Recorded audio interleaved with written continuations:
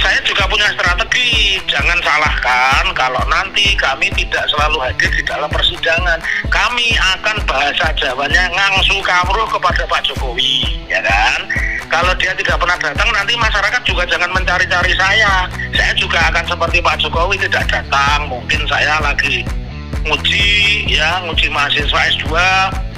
Mungkin saya lagi bimbingan disertasi kepada mahasiswa saya kan dosen tetap yang punya kewajiban. Begitu, Bang Rafli. Jadi jangan kaget kalau di tiap persidangan belum tentu saya akan hadir. Begitu.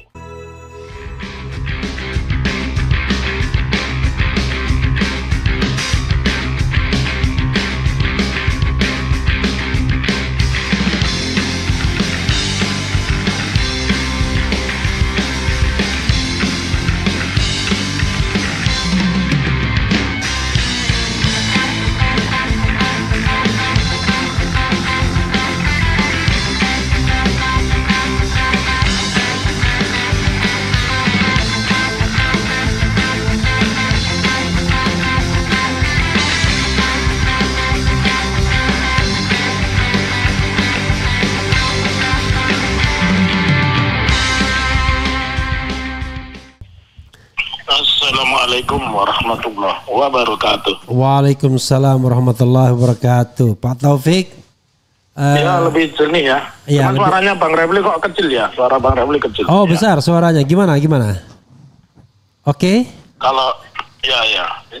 Saya sih bisa mendengar bisa. Oke, karena saya namanya juga handphonenya saya letakkan jadi agak jauh sedikit lah. Oh begitu. Ya, tidak di mulut saya handphonenya, tapi mudah-mudahan suaranya jelas. Pak Taufik, kalau tidak salah 2 hari yang lalu itu sudah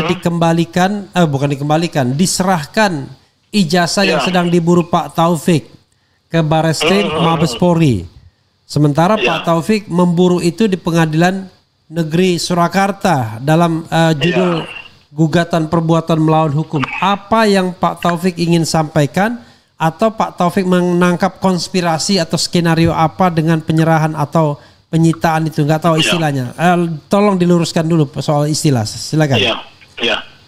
Yang pertama, beberapa aktivitas, ada 3 pihak ini ya. Satu pihaknya Pak Jokowi yang melapor ke Polda Metro Jaya tanggal 30 April 2025, jadi bersamaan dengan sidang mediasi pertama begitu. Kemudian yang kedua, tepatnya itu Bang Rafli, adik iparnya Pak Jokowi tanggal 8 Mei itu menyerahkan ijazah asli begitu ya. Terus pada tanggal 8 Mei juga Brigadir Jenderal Polisi Juhandani itu mengatakan kalau sudah berada di Jawa Tengah, khususnya Jogja berarti bukan Jawa Tengah ya, Jogja dan Solo ini selama lebih kurang 1 bulan. Nah ini buat Sobat Era semua harus didengarkan dengan cara cermat ya.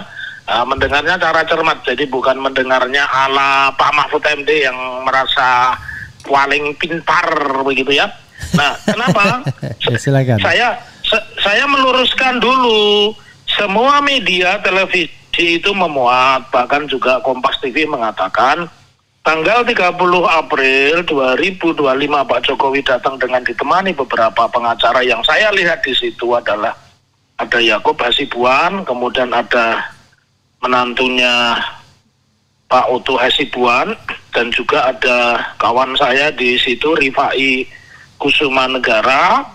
Jelas dengan map kuning yang tipis begitu ditekuk, Pak Jokowi mengatakan di depan khalayak, Pak Jokowi menyebut dia membawa bukti ijazah lengkap ya, dari SMP, SD, SMP, SMA sampai perguruan tinggi ya. Oke, kita not begitu.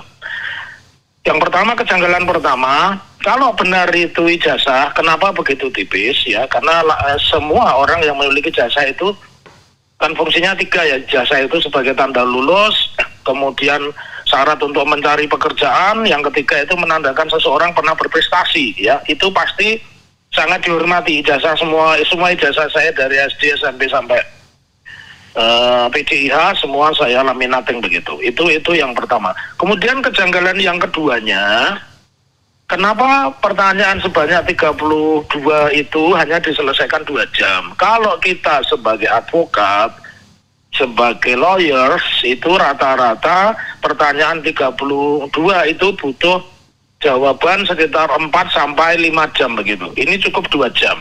Ya, oke. Kemudian kejanggalan yang ketiga, kenapa ini di laporan kehilangan, bukan SPKT, ya?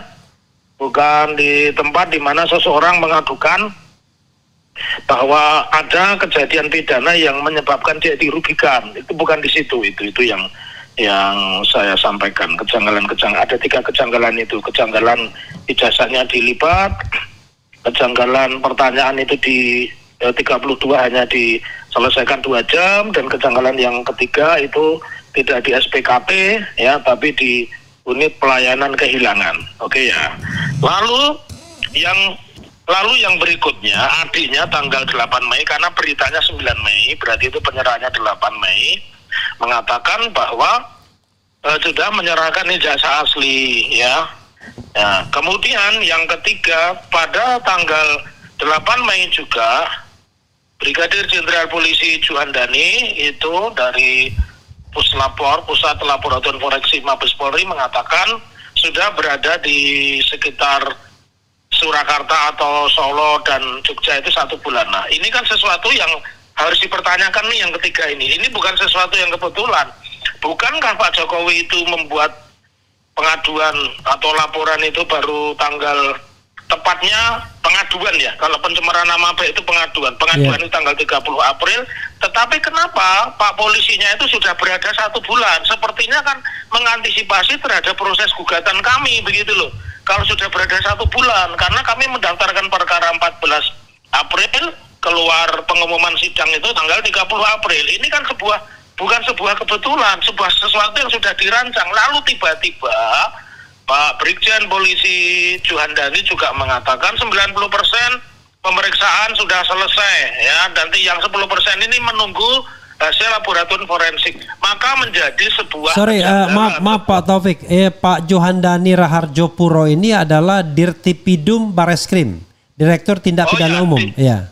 Oke, ya. Jadi Brigjen Polisi Juhandani saya revisi ya, dia Direktur Tindak Pidana Umum Dirtipidum ya, Mabes Polri. Oke. Tetapi yang ingin saya sampaikan substansinya, keberadaan di sini kan sudah sesuatu yang direncanakan. Kalau 1 bulan, orang kita belum sidang kok sudah 1 bulan, dan Pak Jokowi baru membuat pengaduan ke Polda itu tanggal 30 April. Ini sesuatu yang saling berkorelasi, sesuatu yang saling kait-mengkait begitu.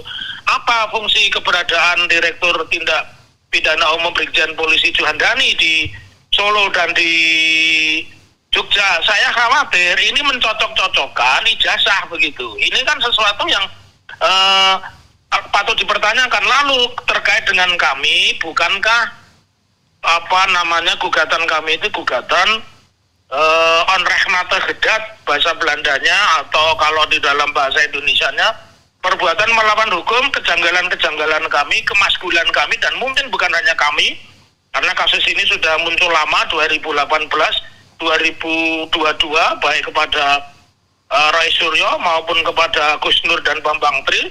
Ini khususnya kepada Bambang Tri ini sudah muncul. Lalu kenapa sejauh ini tidak pernah ada ditampilkan di proses persidangan, ya? Nah, saya mencurigai, boleh dong saya mencurigai, karena kami sedang berseteru di pengadilan. Kenapa dari awal sidang pertama itu, biar ini pada dengar semua ini, biar telinganya nggak congek ini ya, telinganya nggak congek, khususnya pendukungnya Pak Jokowi, bahwa mereka di dalam press conference-nya dengan Kompas itu tegas mengatakan, Siti Irfan selaku kuasa hukum Pak Jokowi mengatakan menempuh cara mediasi, ya. Tetapi di persidangan yang kedua, yaitu persidangan tanggal 30 April, kemudian persidangan tanggal 7 Mei, ketika kami menyodorkan draft kesimpulan dari perdamaian, di salah satu klausulnya kan berbunyi perdamaian hanya bisa tercapai apabila ijazah itu ditunjukkan di depan persidangan. Nah, pada saat itu kalimatnya jelas mengatakan bahwa ijazah itu bukan tanda satu-satunya bukti lulus, dan keberatan ketika untuk menunjukkan. Lalu kan menjadi aneh begitu kalau kemudian itu tanggal 7 Mei, kalau kemudian itu tanggal 8 Mei-nya menyerahkan. Nah, ini kan membuat sebuah kesimpulan atau ada indikasi ini sebuah upaya bagaimana mematahkan persoalan perdatanya di Pengadilan Surakarta, kemudian memindahkan semua perkara segala macamnya kepada Polda Metro Jaya. Ini kan satu upaya yang tidak fair begitu. Mestinya kalau sama-sama menghormati hukum, ya, kepolisian juga menunggu dulu penyelesaian perkaranya sesuai dengan peraturan Mahkamah Agung nomor 1 tahun 56, ya, khususnya pasal 2 ayat 1 di situ disebutkan apabila ada riksa pidana yang berhubungan dengan pembuktian perdata, maka riksa pidananya dihentikan menunggu putusan perdata dulu. Nah, saya menengarai ya bahwa ini ada upaya-upaya yang dalam tanda petik itu tidak fair begitu. Kenapa kita masih bersengketa? Tiba-tiba ijazah itu yang dipertanyakan dan dijawab oleh kuasa hukum mereka, Pak JB Irfan, bahwa tegas mengatakan keberatan karena ijazah bukan satu-satunya bukti seseorang pernah bersekolah. Nah, tiba-tiba ijazah itu dibawa ke Polda Metro oleh adik iparnya, sementara Pak Jokowi mengkonfirmasi tegas tanggal 30 April dia sudah bawa. Nah, ini kan kebohongan yang bertubi-tubi, maka menjadi sebuah keanehan bagi kami. Ini sudah sesuatu yang sudah disetting begitu menurut saya, karena Direktur Tindak Pidana Umum Mabes Polri Brigjen Polisi Juhandani yang biar Sobat Era tahu itu teman seangkatan Pak Kapolri angkatan 91 itu mengatakan sudah berada di Surakarta dan Jogja, di 2 provinsi Jawa Tengah dan Jogja itu selama 1 bulan. Nah, ini kan makin mengkonfirmasi jangan-jangan semua dialektika itu berurusan juga dengan kehadiran Mabes Polri yang di Solo tidak mungkin menunjukkan ijazah, dan itu satu penghinaan, tapi di sisi lain malah mereka membawanya ke Polda. Itu sebuah keanehan. Dan kalau kita melihat rekam jejak Brigjen Polisi Juhandani itu tanggal 10 Februari 2025 dalam catatan saya pernah dilaporkan oleh pengacara bernama Poltak Silitonga atas tuduhan, ya, tuduhannya adalah dugaan menggelapkan surat-surat berharga. Jadi surat-surat yang dilaporkan perkaranya nggak naik, tapi PP-nya tidak dikembalikan. Lalu menjawab pertanyaan yang paling bontot dari Bang Refli tadi mengatakan bagaimana tentang ijazah. Ijazah itu kalau itu dugaan praktek kejahatan ada 2 skenarionya, ya. Satu, karena didapat dari penggeledahan, itu tentu muncul berita acara penggeledahan atau penyitaan. Kalau itu kemudian dilanjutkan dengan penetapan ketua pengadilan Surakarta misalnya. Tetapi ini kan tidak, ini kan malah dengan sukarela diserahkan, berarti harus ada berita acara penyerahan, bukan penyitaan, karena diserahkan, yang benar bahasanya berita acara penyerahan barang bukti berupa berapa lembar ijazah SD, SMP, SMA, dan perguruan tinggi. Jadi saya klarifikasi Pak Taufik, saya dengar Pak Yakub Hasibun mengatakan yang diserahkan itu cuma ijazah SMA dan S1-nya saja yang diminta. Oh begitu, ya. Oke lah. Berarti antara yang disampaikan Pak Jokowi di tanggal 30 April dengan adiknya berbeda. Tetapi sama-sama menyerahkan. Itu punya dokumentasi semua itu, ya. Oke. Bisa dicek. Enggak gini. Yang saya tahu di bawah SD, SMP, SMA, kuliah S1. Tapi yang diminta cuma SMA sama S1 aja. Oke. Ya, cuma begini maksud saya itu Bang Refli, tanggal 30 kan sudah bawa Pak Jokowi itu di depan media yang terus kenapa tanggal 8 bawa lagi? Berarti jasanya banyak dong. Tanggal 9. Ya, oke, tanggal 9. Berarti maka pertanyaan saya yang dibawa tanggal 30 itu apa? Apakah fotokopi yang bisa ditekuk? Terus yang tanggal 9 itu apakah yang asli? Itu pertanyaan saya. Dan tadi yang saya bilang, ini kan semacam dalam tanda petik memindahkan persidangan perdata yang harusnya juga sama-sama dihormati, tetapi langsung dibawa ke pidana itu. Kemudian yang kedua, analisa yang lain kaitannya dengan pemindahan itu nyambung juga dengan pernyataan Pak Mahfud MD yang mengatakan itu sudah pasti gugatan itu ditolak begitu, karena mestinya gugatannya itu kan prestasi, harus ada perjanjian. Nah, kami kan bukan lembaga partai politik, kami juga bukan lembaga KPU yang harus ada perjanjian seperti itu. Jadi kok nyambung begitu? Dari analisa-analisa ini dihubungkan dengan peristiwa-peristiwa, itu semuanya nyambung. Begitu pendapat saya, Bang Refli. Iya, sekarang berarti yang namanya gugatan perbuatan melawan hukum itu sudah sampai mana atau sudah mati sebelum berkembang? Gimana Pak Taufik? Kalau menurut saya belum ya, kemungkinan kan itu deadlock. Saya memperkirakan hari biasanya sidangnya Rabu, mereka minta penundaan itu diundur, diganti hari, digeser hari Kamis. Oke lah hari Kamis ya. Sepertinya itu deadlock. Kalau deadlock sesuai peraturan Mahkamah Agung nomor 1 2016 ya, itu kan harus dikembalikan lagi kepada hakim pemeriksa. Nah, hakim pemeriksa itu adalah hakim yang awal mula mengadili. Begitu prosedurnya Bang Refli. Nah, di situ nanti baru akan dimunculkan satu pembacaan gugatan, itu yang pertama. Atau bisa juga kalau kami nanti buat skenario berbeda, kami memperbaiki gugatan, bisa saja begitu ya. Terus yang kedua, apabila kami tidak memperbaiki gugatan, maka kami akan melakukan permintaan ya, setelah sidang deadlock itu tanggal hari Kamis, itu berarti tanggal 14 ya. Iya. Nah, kami minta seminggu sesudahnya, berarti tanggal 21 Mei ya, itu kami akan bacakan gugatan kalau kami tidak ada perubahan. Ya, jadi kami tidak ingin gugatan itu dianggap dibacakan, masyarakat biar tahu ya. Okay. Biar masyarakat tahu kalau kan nanti deadlock, kami akan membacakan gugatan berapa lembar pun, itu sekitar 32 lembar dan sebagainya. Dan satu hal yang harus diketahui masyarakat, kami ingin mendidik dan menyampaikan pendidikan hukum ini secara cerdas, smart, lewat pengadilan.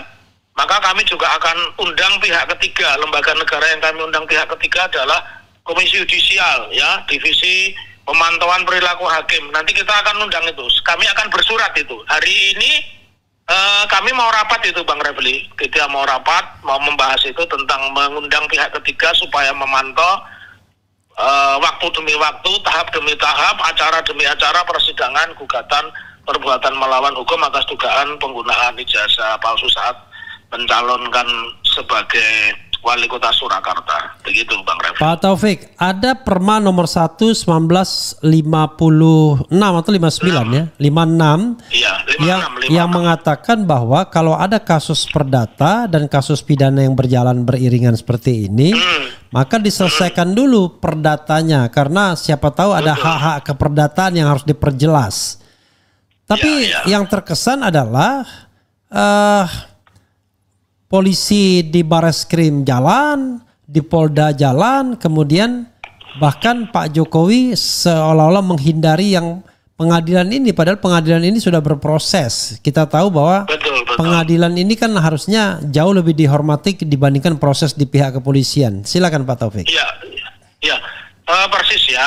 Kalau kita mengatakan asas-asas di dalam hukum pidana, asas hukum pidana itu asas berlakunya kan mengenal yang disebut fiksi hukum ya. Fiksi hukum itu artinya ketika sebuah peraturan, terlebih undang-undang itu diundangkan, maka semua orang dianggap tahu hukum. Nah, di dalam konteks ini tentu Pak Jokowi tahu ya, karena Pak Jokowi bukan orang sembarangan, pernah jadi wali kota, gubernur, dan presiden 10 tahun atau 2 periode, tentu dia paham itu. Nah, di dalam konteks ini, kalau saya tadi di dalam catatan saya tanggal 30 April, kemudian tanggal 8 Mei ya, pernyataan Dirtipidum Mabes Polri Brigjen Polisi Juhandani ini mengesankan bahwa Pak Jokowi itu makin mengkonfirmasi kalau beliau masih punya kendali kepada kepolisian begitu ya, masih punya kendali kepada kepolisian. Terbukti kepolisian yang nyata-nyata sidangnya baru tanggal 30, tapi ternyata sudah ada sebulan. Artinya sudah 3 minggu sebelumnya, kalau jumpa pesa tanggal 8 Mei berarti sudah 3 minggu sebelumnya itu sudah berada di Jogja dan Solo. Nah, ini kan satu hal yang mencurigai kepada kita, mencurigakan ya perilaku mereka, bahwa mereka ini memang benar-benar menggunakan pendekatan kekuasaan ketimbang pendekatan hukum. Kalau tadi pasal Undang-Undang nomor 1 peraturan Mahkamah Agung nomor 1 tahun 56 pasal 2 ayat 1 itu kan juga hukum positif karena sampai hari tidak dicabut. Kenapa itu ada seperti itu? Itu menandakan bahwa dahulu kala pun ada perseteruan antara pidana dan perdata. Tentunya dibuktikan dulu keperdataannya. Kayak begitu memang. Seperti kita sengketa tentang kepemilikan kan dibuktikan dulu milik siapa. Kalau ternyata itu miliknya tergugat, berarti gugatan kita kan ditolak. Karena berarti segala hal yang muncul di situ, pidana dan sebagainya tentu tidak ada. Kalau kita menuduh si B itu menguasai sesuatu yang bukan haknya, ternyata B yang kita gugat bisa membuktikan itu barangnya, maka lidik pidana itu tentu dihentikan. Dan sayangnya bukan hanya ini kalau saya mengatakan ya, di dalam banyak hal Pak Jokowi ini sangat tidak menghormati hukum dan polisi terkesan juga takut dengan Pak Jokowi. Bukan hanya polisi, Pak Prabowo yang Presiden mantan Komandan Jenderal Kopassus saja takut kepada Pak Jokowi. Nah buktinya akun Fufu Fafa tidak pernah dilidik apalagi disidik.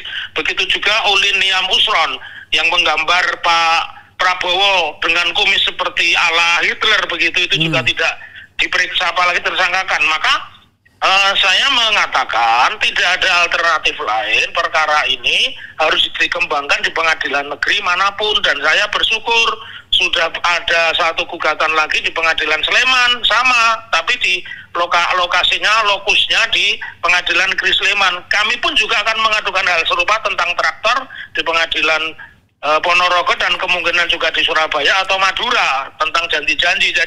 Jadi ini sebuah perlawanan hukum yang memang sangat tidak mudah, tetapi kami sebagai orang beriman, orang berilmu dan dikaruniai akal sehat, kami tetap percaya dengan ayat Quran yang mengatakan inna ma'al usri yusra, sesudah kesulitan itu pasti ada kemudahan. Dan dari apa yang saya sampaikan hari ini kemudian pada kenyataan yang terjadi, Pak Jokowi tiba-tiba juga menutup tempat prakteknya. Museum Jokowi di Solo itu ditutup itu. Jadi destinasi wisata itu sekarang sudah kalah dengan destinasi wisata baru namanya Pengadilan Surakarta. Masyarakat pun antusias itu. Jadi disitulah meskipun sudah ada skenario untuk mengecilkan, terbukti Pak Jokowi tidak pernah datang, tetapi justru beberapa kali ke Jakarta, pernah menghadiri pemakaman Paus Paulus ya dan sebagainya, dan juga pernah menemui Paus Fransiskus. Paus Fransiskus, ya. Itu Bang Refli, ya. Dan saya juga punya strategi, jangan salahkan kalau nanti kami tidak selalu hadir di dalam persidangan. Kami akan bahasa Jawanya ngangsu kawruh kepada Pak Jokowi, ya kan? Kalau dia tidak pernah datang, nanti masyarakat juga jangan mencari-cari saya. Saya juga akan seperti Pak Jokowi tidak datang. Mungkin saya lagi nguji mahasiswa S2. Mungkin saya lagi bimbingan disertasi kepada mahasiswa saya. Saya kan dosen tetap yang punya kewajiban. Begitu, Bang Rafli. Jadi jangan kaget kalau di tiap persidangan belum tentu saya akan hadir begitu. Ya. Ini ada pernyataan yang Anda sampaikan tadi, Taufik itu bodoh, pengacara kecil di daerah, itu konteksnya apa itu Pak Taufik? Ya, jadi begini, Profesor Mahfud MD yang sangat pintar, tapi ternyata dia kalah sama Fufu Fafa. Nah buktinya dia nyawa pres 2 kali, boro-boro dilantik, suaranya pun sangat amat kecil kan begitu. Bahkan waktu debat di TV kan jadi Prof Mahfud itu di dalam wawancaranya dengan Kompas TV mengatakan rencana saya mempidanakan dia itu melanggar melanggar kode etik pengadilan atau contempt of court ya, itu dia sikapi dengan mengatakan saya ini pengacara bodoh. Dia Taufik itu pengacara kecil, tidak terkenal, dia pengacara bodoh, belum ada undang-undang tentang contempt of court ya. Tapi dia lupa bahwa pasal-pasal KUHP itu sudah mencantumkan, kendati tidak tegas mengatakan contempt of court. Dan sudah ada tahun 85 yang namanya Buyung Nasution itu dijatuhi sanksi hanya gara-gara negara merebut mic. Nah kalau ini ada masukan baru dari seniornya Pak Mahfud MD ya, pengacara juga yang dari UII itu mengatakan Mahfud ini bisa dikenakan malahan pasal obstruction of justice. Dia mencoba mempengaruhi opini masyarakat, dia mencoba mempengaruhi pendapat hakim supaya gugatan ini ditolak. Saya lebih setuju itu. Jadi kalau Pak Mahfud menganggap saya bodoh, saya juga kaget. Kenapa Pak Mahfud hari ini tiba-tiba membuat tulisan bahwa Indonesia belum ada undang-undang contempt of court. Ini kan bagian dari sebuah pembelaannya Pak Mahfud, dan saya pun akan mengimbangi dengan membuat tulisan, ya. Sebagaimana juga hakim itu memiliki hak untuk menemukan hukum seperti Sarpin misalnya, gugatan pra peradilan yang objeknya tertutup, tidak menyebut tentang tersangka, tiba-tiba ada hakim Sarpin yang berani menambah perasa baru, penetapan tersangka itu juga bagian dari objek pra peradilan. Rasanya begitu. Jadi saya lebih tepat melapor. Sebenarnya saya rencananya nggak ingin membuat pelaporan atau pengaduan, tetapi ketika Pak Mahfud membuat tulisan dan Pak Mahfud mengatakan saya pengacara bodoh, pengacara kecil dan sebagainya, ya saya terima kasih ya Pak. Artinya Pak Mahfud termasuk bingung juga kenapa mesti membuat pembelaan kalau dia merasa tidak bersalah, begitu Bang Refli.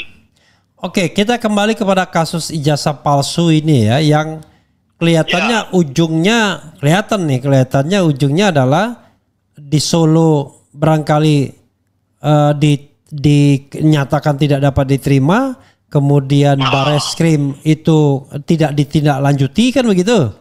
Karena dianggap tidak cukup bukti. Setelah dilaporkan ternyata laboratorium forensik mengatakan ini asli. Lalu yang tertinggal hanyalah yang namanya pencemaran nama baik, yaitu direndahkan serendah-rendahnya dan dihina sehina-hinanya. Terhadap skenario ini apa yang Pak Taufik pikirkan? Saya tidak bicara pendapat, yang difikirkan. Ya saya simpel aja. Saya pasal itu nampaknya tidak berlaku bagi kami ya, karena ijazah ini sudah muncul bukan hari ini. Jadi kalau saya ada pelaporan yang menyebut tentang ijazah palsu, siapapun itu tidak layak dilaporkan, apakah itu namanya Rismon Sianipar, apakah itu namanya Dr. Tifa, apakah itu namanya Roy Suryo ya dan sebagainya, atau itu namanya Rizal Fadila, itu juga tidak berlaku. Karena saya simpel aja, sampai hari ini tidak pernah ada pembuktian yang mengatakan, bahkan teman Jokowi sekalipun itu tidak pernah mengatakan bisa dibenarkan keterangannya tentang ijazah Pak Jokowi. Karena tempat yang paling kuat untuk membuktikan keberadaan ijazah sebagaimana kutip di dalam Kitab Undang-Undang Hukum Acara Pidana pasal 185 itu adalah apa yang saksi, ahli atau terdakwa terangkan di depan sidang. Nah, kalau itu tidak ada, maka ini akan menjadi catatan sejarah buruk bahwa di Indonesia pernah ada seorang presiden yang diduga tidak memiliki ijazah dan sampai tidak pernah dibuktikan kemana ijazah itu berada. Tetapi semua orang yang menyoal itu dianggap melakukan pencemaran nama baik ya. Jadi soal itu menurut saya kami tidak risau ya, sangat gampang kami menangkisnya ya, karena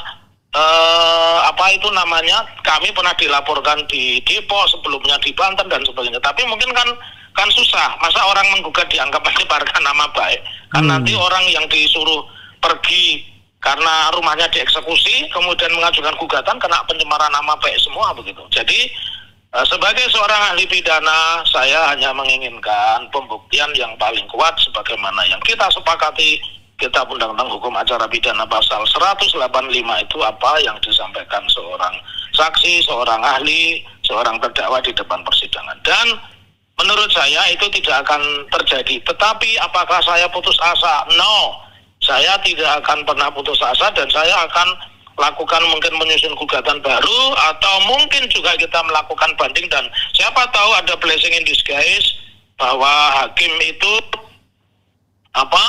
berani melakukan perubahan pemikiran gitu loh, karena mereka harus melihat bahwa Pak Jokowi itu sudah sekarang nobody. Begitu Bang Refli.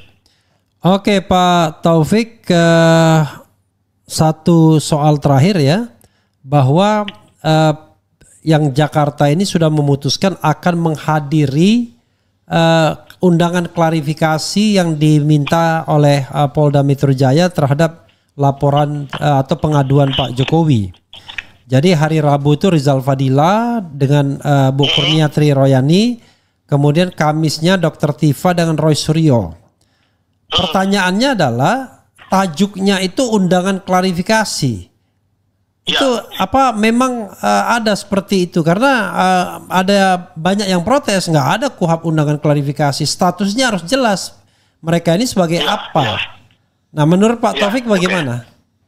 Iya, memang begini, undangan klarifikasi itu adanya di Perkap nomor 6 tahun 2019 peraturan Kapolri, ya, itu internal mereka. Jadi kalau KUHP itu hanya mengatur penyelidikan, penyidikan. Oleh karenanya bobot hukumnya memang berbeda dengan penyidikan.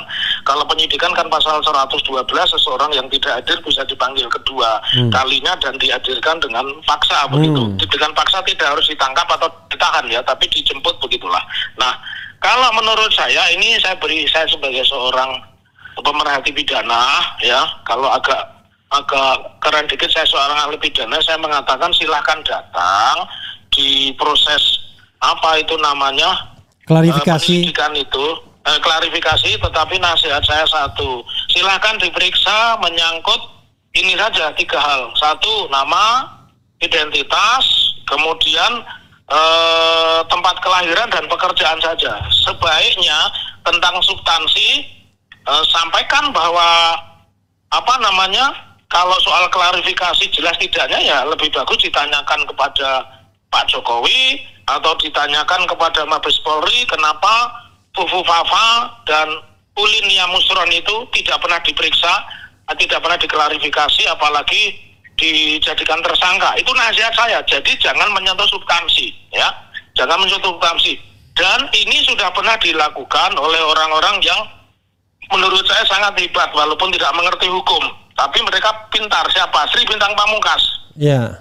Ya, dia tidak mau menyebutkan substansi perkara. Ya, cuma berhenti pada nama, identitas, pekerjaan, keluarga, selesai. Begitu juga Ustadz Abu Bakar Ba'asyir. Ya, ketika beliau diperiksa kasus teroris, beliau tidak pernah menyebutkan dan sebagainya. Jadi menurut saya harus jadi pembelajaran masyarakat, ya, harus diangkat. Fufu Fafa itu jangankan dijadikan tersangka, diperiksa pun kagak. Begitu juga Ulin Yamusron itu, ya, tidak pernah diapa-apakan. Karena tadi saya sebagai ahli pidana mengatakan hukum pidana itu menganut 2 asas penting. Asas yang pertama legalitas, tiada pidana tanpa kesalahan berdasarkan aturan. Kalau Ulin dan Fufu Fafa tidak bersalah, maka semua orang undang-undang ITE dianggap tidak bersalah. Kemudian yang kedua asas teritori. KUHP itu berlaku di seluruh wilayah Indonesia. Nah, kalau itu masih di Indonesia, ya sebaiknya itu semua orang yang dituduh melakukan pasal yang serupa juga diperiksa. Terkhusus sekali lagi saya ulang, untuk undangan hari Rabu, ya, berarti itu besok, ya. Ya, sebaiknya keterangannya hanya menyangkut identitas diri, pekerjaan sama keluarga. Kalau tentang substansi, ya tanyakan saja kepada orang yang merasa sangat dihinakan, merasa sangat terhina begitu. Karena kata-kata ijazah palsu itu bukan hanya ada pada hari ini, sudah mulai 2018 dan masuk ke pengadilan 2022. Itu saja Bang Refli. Ya. Oke, closing statement. Oke, closing statement. Saya tetap mengulang, sepanjang Ulin Yamusron dan Fufu Fafa tidak pernah dilakukan tindakan kepolisian, apakah penyelidikan, penyidikan, apalagi penetapan tersangka, maka tidak seorang pun manusia Indonesia yang terkait dengan ijazah palsu, terkait dengan Pak Jokowi, terkait dengan Pak Prabowo, tidak layak dijadikan tersangka. Apakah itu Adinda SSS mahasiswi ITB, apakah itu Rismon Sianipar, apakah itu Roy Suryo, apakah itu Dr. Tifa, ya, apakah itu Egi Sujana, dan apakah itu Tri Kurnia Rayani, atau itu adalah Insinyur Rizal Fadilah, mereka juga tidak layak diperiksa, apalagi dijadikan tersangka. Salam akal waras, merdeka. Wassalamualaikum warahmatullahi wabarakatuh. Waalaikumsalam warahmatullahi wabarakatuh.